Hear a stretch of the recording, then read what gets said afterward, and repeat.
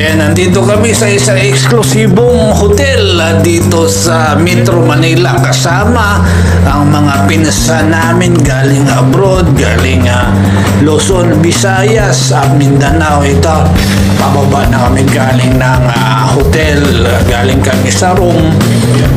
Sabi nila ay magsiswim daw sila, maambon-ambon ang panahon, kaya gusto nilang mag-swimming, kaya sinamahan ko naman sila, mga anak ko.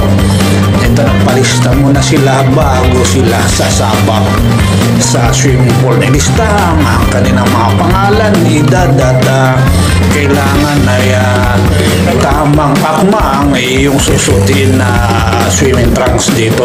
Sa ngayon, naka-basketball shorts lang sila at pinayagan sila sa kasalukuyan. Pero sa sunod, next time, ay hindi na po pwedeng basketball short ang susuotin habang naliligo sa pool. Ito na maya-maya lang ay maglalaro na silang magpipinsan. Ang saya na laro. Si Bunso ay akala ko hindi marunong lumangoy, ay napakagaling pala. May pati na rin si Renz, ay mahusay pala silang lumangoy.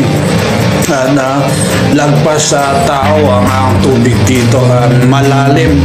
Ito si Bunso ay malalim ang tubig dito, kaya noon ay hindi ko talaga alam.